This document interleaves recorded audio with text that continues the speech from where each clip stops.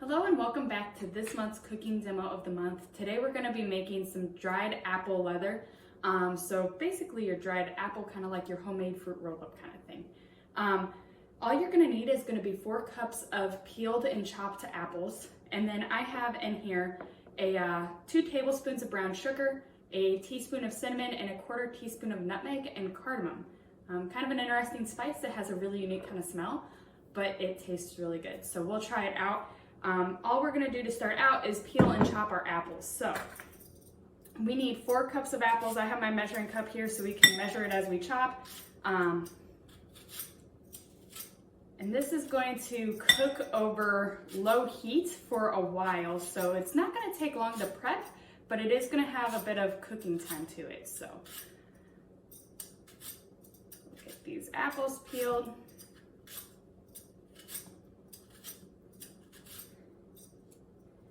There's a lot of things that you can cook at home, like granola bars and dried fruit that a lot of times it's pre-packaged and it has more preservatives in it, more sugar, and you can make it at home without nearly as much of that stuff, and it tastes a lot better. So we will show you how to do that.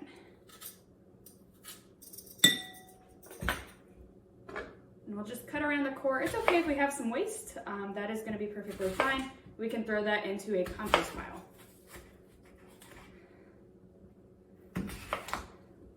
We have chickens. Chickens love apples, so we will probably give ours to the chickens here. This will be a nice little bucket just to kind of feed to them.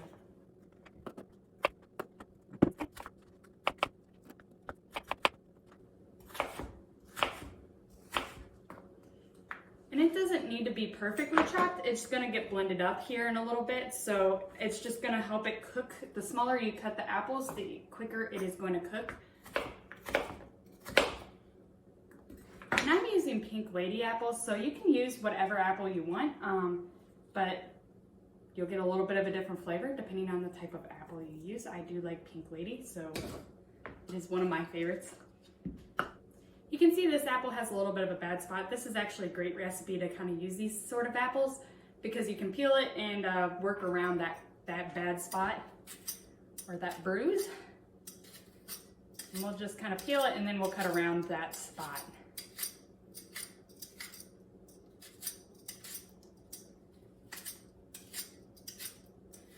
And they do make, if this is something you want to make all the time, they do make different cutting utensils to help with cutting apples and making it easier. They have one that peels and cuts the apple at the same time.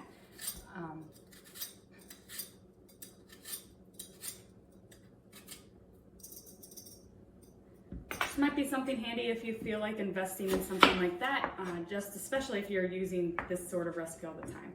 So you can see this little bruise is right here. I'm just gonna cut into it and cut around it.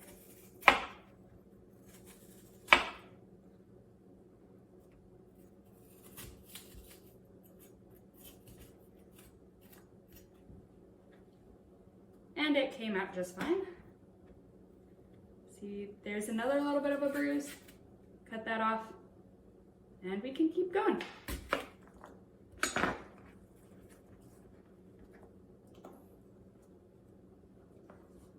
That's our 4th cup. You can see we have a little bit of extra apple here. You can eat it if you want, but we have chickens, so we'll give it to them. You can also add it to your compost pile if you like. Now we have our pot of apples ready to go. I'm just gonna add that 1/2 cup of water to the apples, and we're gonna let it sit on and simmer on the stovetop for about 10 minutes. All right, hopefully you can see in here I got some nice soft apples. There's a little bit of water left in there, which is good. We are gonna just add our spices in now. I have been stirring pretty occasionally and then had it covered. So now we're gonna cover it back up, add our spices and our brown sugar and stir that in. And we're gonna get a nice thick sauce, and it should get nice and gooey.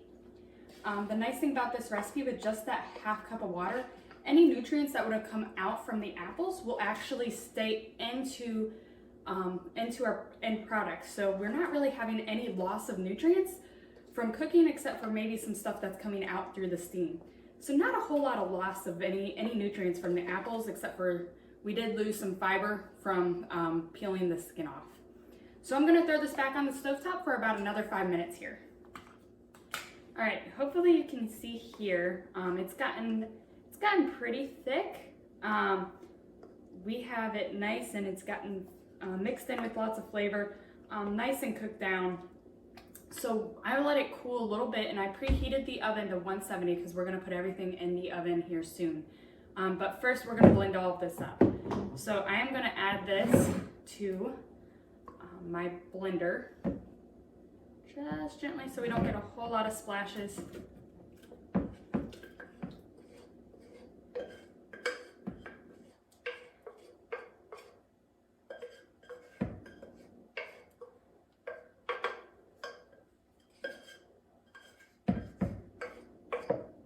I'll put the pan to the side so it can keep kind of cooling off here before we throw it in the dishwasher.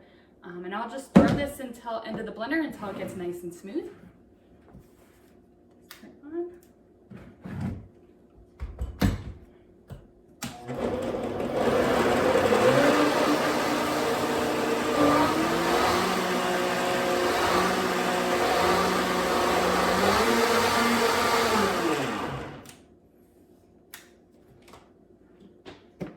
All right, lots of steam coming out still.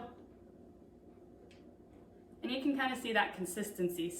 Nice and thin, but it's gonna be it'll come out thick once we dry it out in the oven as the oven slowly bakes it and dries it out. All right, so I have a sheet of parchment paper here, and what I'm gonna do is just spread this over the parchment paper, and we wanna get this nice and thin. Actually, I might flip the parchment paper over just so it doesn't keep rolling in on me.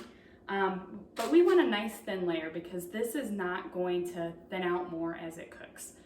Cookies sometimes, like, you bunch them out in that nice ball and then they kind of spread out and they thin out and kind of evenly distribute. This is not going to do that. If we have a thicker section, that part is going to stay thicker. So we want to make sure all of this gets thinned out and spread nice and evenly.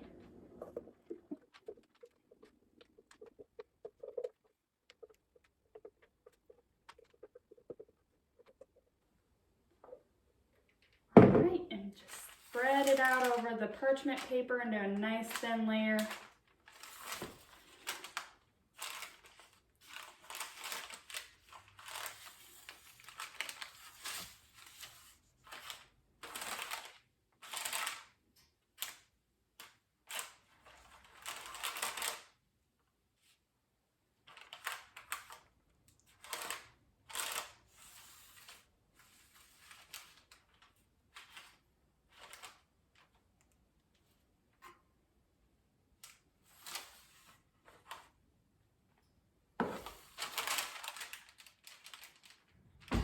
You can kind of see how it's nice and thin out on that parchment paper.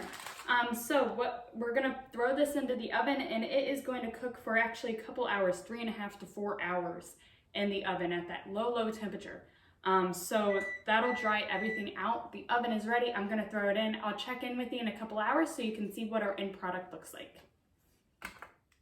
All right, it's been about 3 hours here, and we have our nice fruit leather all ready to go. So all you need to do now is just kind of gently work from the corners and peel off the leather. So this corner is probably going to be the easiest. And you can just gently peel away. Some parts might get a little stuck. And you can cut it into strips and then just pack it up as part of your snack.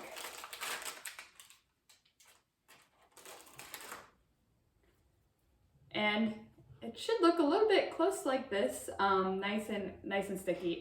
Mine's sticking a little bit just because some of it's still pretty soft. I got the middle a little too thick. So again, you wanted to get it nice and thin. But if you need to throw it back in the oven for a little longer, that is perfectly fine. But I hope you enjoy your fruit leather and this month's cooking demo of the month.